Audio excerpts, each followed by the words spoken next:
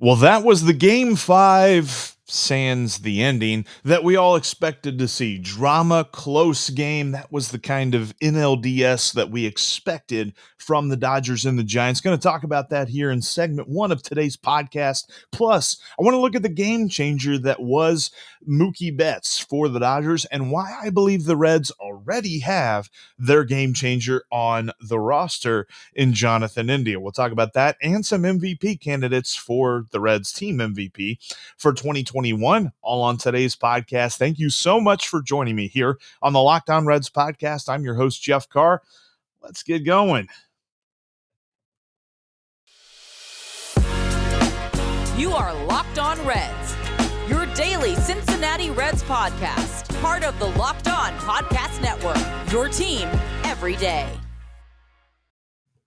Thank you for making Locked On Reds your first listen. We are free and available on all platforms. Seriously, if you want to listen on your favorite podcasting platform, whatever that is, if it's Spotify, if it's iTunes, if it's Google Play, if you're Stitcher, SoundCloud, Podbean, Good Pods, we're everywhere that you can find a podcast, and right here on YouTube. If this is your first time, make sure that you're subscribed on the YouTube channel and on your favorite podcasting app. You can also follow me at the Twitter account right there at Jeff Carr with 3 F's, and you can follow the show at Locked On Reds. You can also react to whatever I say and whatever you're thinking. If you got a question or something like that too, hit me up on the Locked On Reds line at 513-549-0159. All right.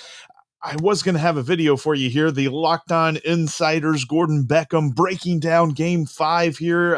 That's not quite working. So let me just give you a synopsis. First of all, go check out Locked On Insiders right here after the show. Gordon Beckham sits down with Kim Becker and talks about the Dodgers and Giants game five and how awesome that series was, and gives you a bit of a preview for the NLCS between the Dodgers and the Braves. But I love what he said, too, because obviously the first thing that everybody is talking about is the way that the game ended on a called third strike on a check swing. Make no mistake about it, that was a checked swing. That was not a strike. He did not swing. He did not break his wrist. He did not break the plane. He offered at it, but he checked it in time. For some reason, the first base umpire decided that he would say, yes, that's strike three. Apparently, he had somewhere to be. Apparently, the NLDS, we're done with that. We're done with the whole thing. We're just going to go home. We got some good dinner plans, or I don't know what the heck that was. That is an issue, too, that I put on. Here's the thing. I think of this as a replay review nightmare. If you are a person, and I'm not, I've gone the other way. I want to back up. I don't want replay review at all. But here's the thing about replay review. You either have it or you don't. In this situation, and I understand that there are a lot of different situations during the year where a replay review of a check swing might be a little bit tedious, but if you're going to do it, do it. Actually give the team the option, give the Giants the option to say, I don't think that was a strike. I don't think he swung the bat, because if they'd have checked it and they'd have saw it, they'd have reversed it, because that was an obvious no swing. I know Dodgers fans are probably saying, oh, yeah, that was a swing, because they won. That's what the fan of a winning team says. Sure, we agree with the umpires. If the situations were reversed, the Dodgers fans would have absolutely flooded social media with their takes as to why it wasn't a swing, because guess what? It wasn't a swing. But that's where I put it on replay review. If you're going to have it, use it. Replay review should have been used in that case. And I think a lot of it just has to do with egos of umpires and getting all butthurt about, reversing a call that they made. They're not perfect, and they got to realize that. And that was a terrible call and a terrible way to end such a glorious postseason series.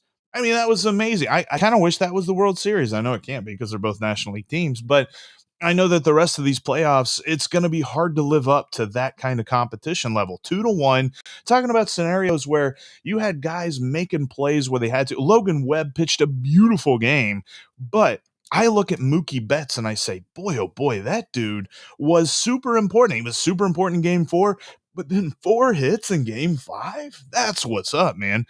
So I look at that and I say, you had the right guy making the right play at the right time.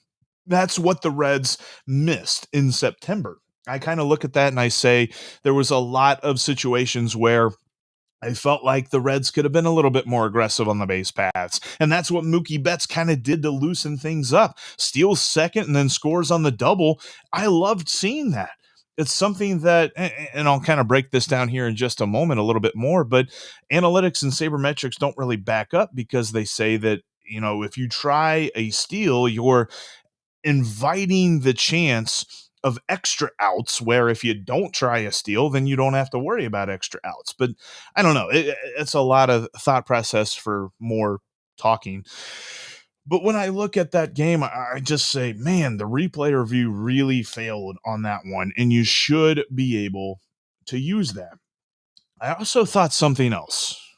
When I was watching Mookie Betts, it's very obvious that when the Dodgers acquired him, they reached a new level. They won the World Series last year, obviously, but they have that dude at the top of the lineup that can change a game. He gets on base and he messes things up for the pitcher, no matter how good the pitcher is going. And I think that the Reds have that game changer. Going to tell you about Jonathan India and why I think he can be the Reds' Mookie Betts here in just a moment. But I don't think that this is such a stretch. And let me explain. But, before we get into that, though, the next time that you need an auto part, go to rockauto.com. They've got all the parts that your car will ever need, whether you're driving a brand new Honda Civic or if you've got yourself an old car, let's say like a Studebaker. Yeah, going way back on that one. If you're trying to restore an old car like that, they've got all the parts for that car as well. Rock Auto's got an amazing catalog. Plus, they can help you find exactly what you need. Whether you're a professional, you know exactly what brand you want, they've got the brand for you. Or if you're an amateur, if you're just looking for a tail light, or maybe you need a brake pad or something like that, they can help you find exactly what you're looking for with the exact right fit for your type of car. Because we all know that there's like SEs and CEs and LEs and letters galore after the name of your car.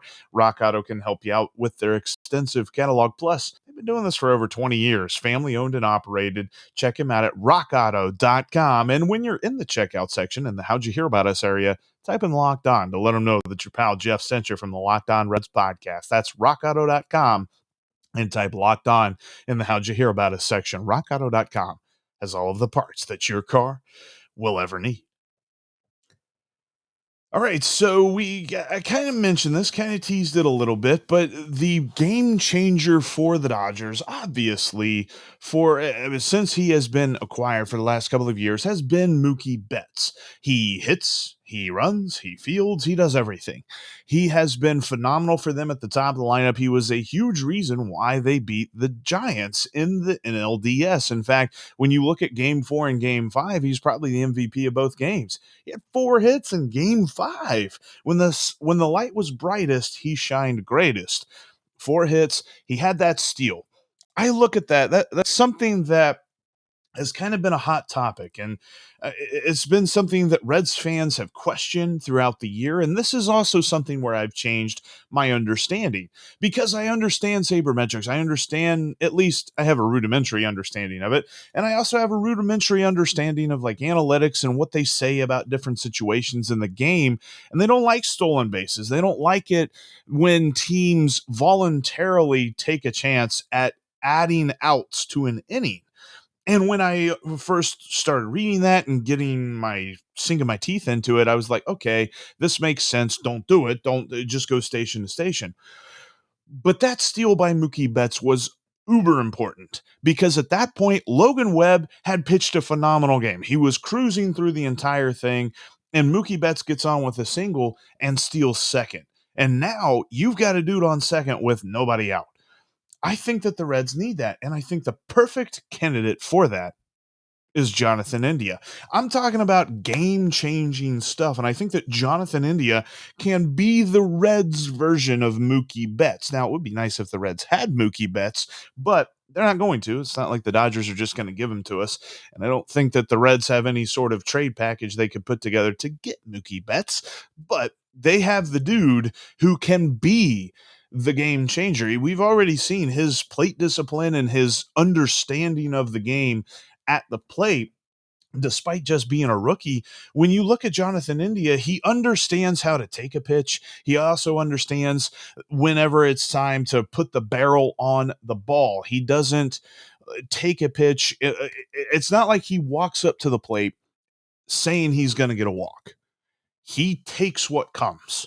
Very, very good at doing that. And I was very impressed. That was probably the thing that most impressed me all year long about Jonathan India was his understanding of the moment and how to be the best for his team in exactly the right time. Now you're going to say, well, Jeff, he still struck out. He still made outs. It's not like he never made an out. Exactly. I mean, not perfect. Most baseball players fail pretty much all the time and are still amazing. The MVPs of this league fail 70 or 67% of the time, thereabouts, sometimes more, depending on how you look at it. But when it comes to batting average, that's not the whole indicator as to where he's at. He hit 269 in his rookie year, yes, but his OPS was over 800 as a rookie. That's phenomenal. That's comparable to one Mookie Betts. Now, Mookie Betts hit 290 as a rookie as well. But here's the thing about Mookie Betts. When you watch that stolen base, the first thing that you think of, if you're not a Dodgers fan, because I'm sure Dodgers fans know what they know about Mookie Betts, but watching from an outsider's perspective, looking at that steal, you're like, man, Mookie Betts probably steals 20, 30, 40, 50 bases a season. Not so fast. Did you know Jonathan India actually had more steals than Mookie Betts did this year? We criticized the Reds for not running, but the one dude on the Dodgers who was probably the best base runner didn't even have as many steals as Jonathan India. India can be that game changer. And this is why the future is so exciting. This is why Reds fans are holding their breath and praying that the front office does something this season, because the future is bright with India and with Stevenson. And you've got these guys that you can build around with Hunter Green, Nick Lodolo, and you've still got Jesse Winker as well. When you look at Jonathan India at the top of the lineup, that is a puzzle piece that not only have the Reds not had consistently, but now they have for the next couple of years under a rookie contract. Both he and Tyler Stevenson can be huge pieces to this lineup. So you're not talking about remaking the team. This is not a situation where the Reds need to do a rebuild. They just need to trust in the talent that they have. And one of the huge talents on this team is the man who mans second base now and hits leadoff. I absolutely love, and David Bell bet on Jonathan India time and time again, and Jonathan India proved him right. Jonathan India rewarded his manager for the faith that he had in him. And I think that he will only continue to get better. I mean, anytime you hear Jonathan India do like a post-game press conference or something like that, dude sounds like he's got an amazing head on his shoulders. We're not talking about some guy that's all flighty or anything like that, which I know that we as Cincinnati fans seem to gravitate more toward the gritty and the blue collar guys that don't want to talk a whole lot. But he also has a great understanding as to what he is doing each day. You don't just hear like random blah, blah, blah speak, like, player speak is what I'm looking for there. Blah, blah, blah. It's not like anybody goes up to the mic and starts saying blah, blah, blah, although sometimes I do.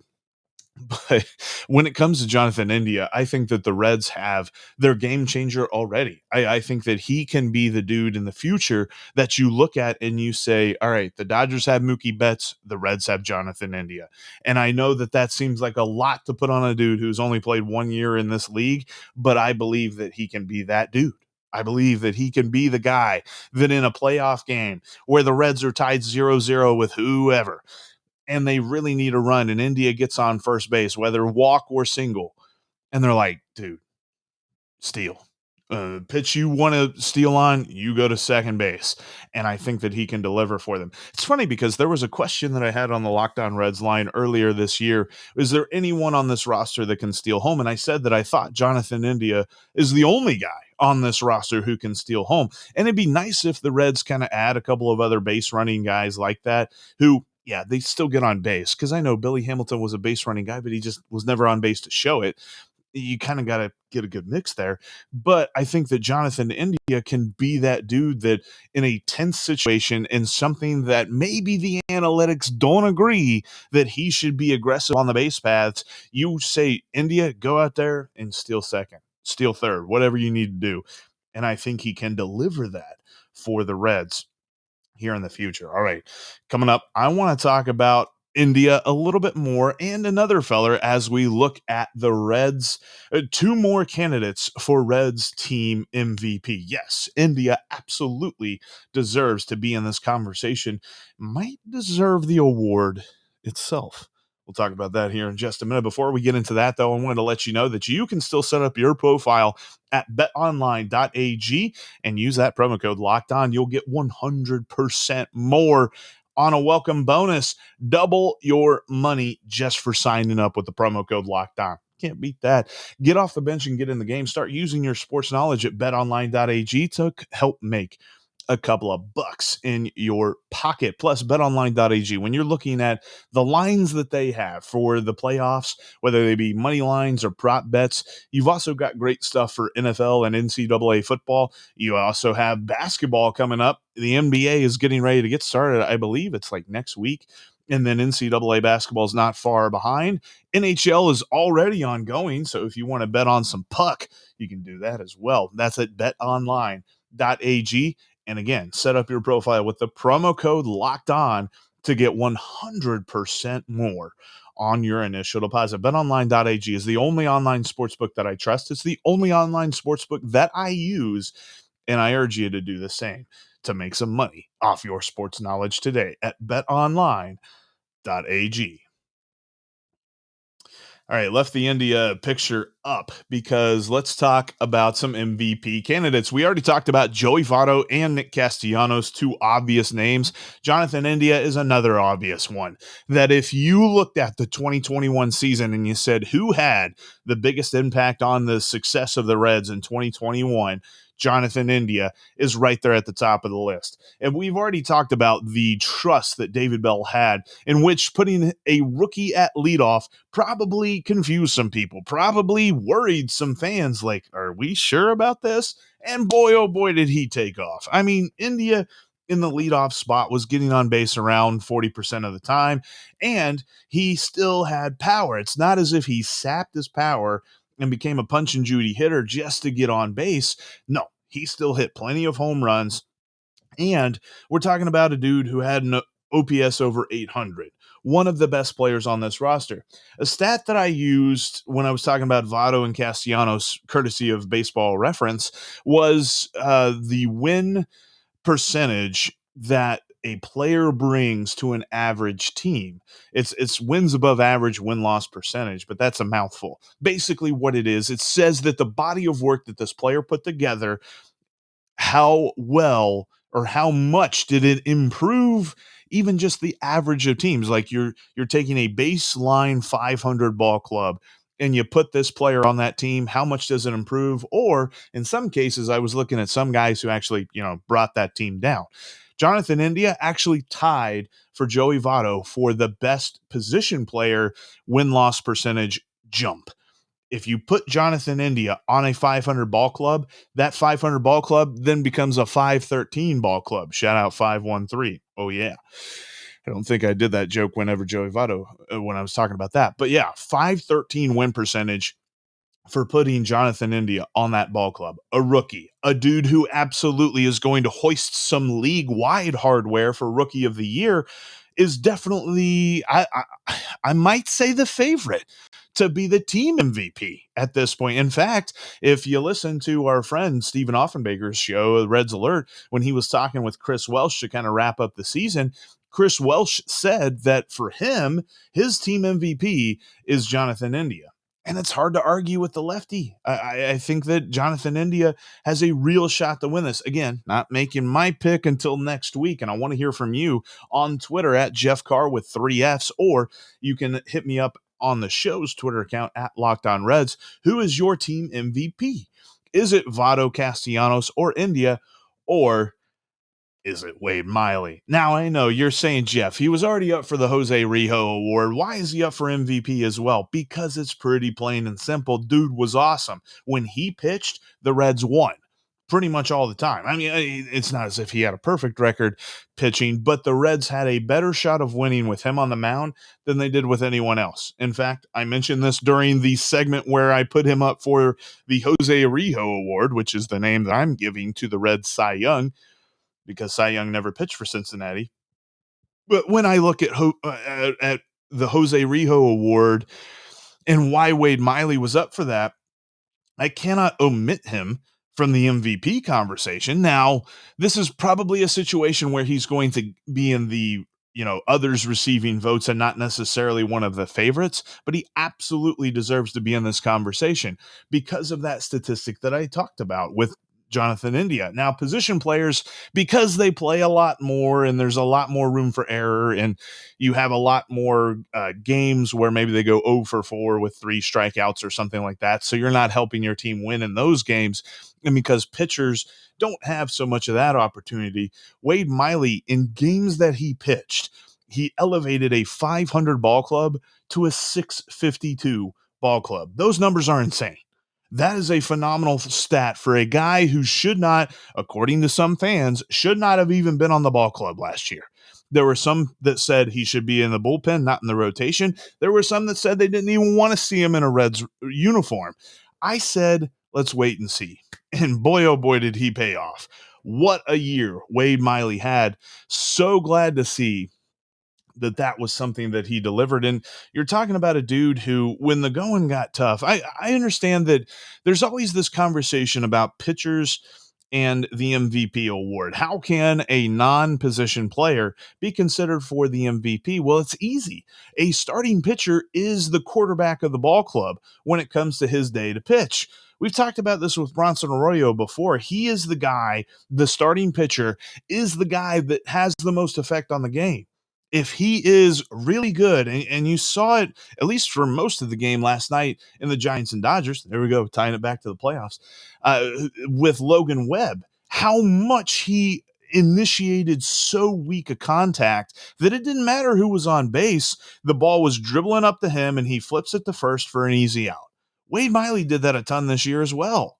And I loved watching him pitch because no matter how many people were on base, you never saw him change his motion. When he went into a stretch, I mean, obviously you change it from a wind up to a stretch, but you never saw his facial expression really change. You never saw him and looked at him and you're just like, boy, this dude is tired. Boy, this dude is wiped out. This dude is worried. This dude is just absolutely affected by the situation. It bounced off him. I think that was another reason why the Hulk was a perfect metaphor or comparison for Wade Miley, because no matter what you did to the Hulk, the only thing that you did was made him more angry and made him better, made him a better fighter. And that's kind of the way Wade Miley was. You get a couple of guys on base, he's just going to pitch better. I loved watching Wade Miley pitch, and I think that he deserves every consideration for team MVP in 2021, and that is why I'm throwing his name into the ring. But so we're looking at team MVP and talking about that. That's Joey Votto, Nick Castellanos, Jonathan India, and Wade Miley. I think that everybody would wonder where Jesse Winker's name is. And again, I kind of put forth the criteria that they've had to at least play 120 games this season, which would omit Jesse Winker. I know that when he played, he was phenomenal. And there was this element to the Reds lineup kind of regressing whenever he was out of the lineup and whenever he was on the IL. But if I'm looking at the individual's body of work, availability has to be considered. The fact that he was on the field for most of the season has to be considered. And by most of the season, I'm not talking about greater than 50%. I'm talking about like 80% of the time. Because if you miss, like he missed 52 games this year, you miss that many games, you miss almost 2 months worth of baseball. You're not the most valuable player for your team. You've got to be there. You got to be the guy on the field. You got to be in the lineup every single day if I'm going to consider you the team MVP. So that's kind of a call to action for Jesse for next year, man. Stay healthy. I know that there's some flukiness to this, and there's not really a lot of control that a player has over their own health because sometimes things happen, right? But on the other side of this coin is the fact that if he is not on the field for the team, then he's not helping the team. Period, plain and simple. So, yes, when he played, he was phenomenal. He was the best hitter on the team for 110 games this year. But those other 52 games, they really needed him. And that's why I'm not considering Jesse Winker for MVP this year. However, that might make him a candidate for bounce back player next year. But anyway, that's something we're going to talk about on tomorrow's podcast. Bounce back player of the year for 2021. I think Wade Miley might be talked about in that one as well. Yep. Think we're going to hear that name too. So that's coming up on tomorrow's podcast. Plus, we'll talk a little bit about the playoff series, the ALCS, the NLCS, everything that's about to happen. The fact that I was perfectly wrong in my playoff predictions, 0%. Didn't even get one game or one series right. I'm going to wear that as a badge of honor all off season. Anyway, thank you so much for making Locked On Reds your first listen and first watch of the day. Shout us out, hashtag first listen on Twitter. Now go check out the Locked On MLB podcast. Just like Locked On Reds, it's free and available wherever you get your podcasts. But I'll talk to each and every one of you tomorrow.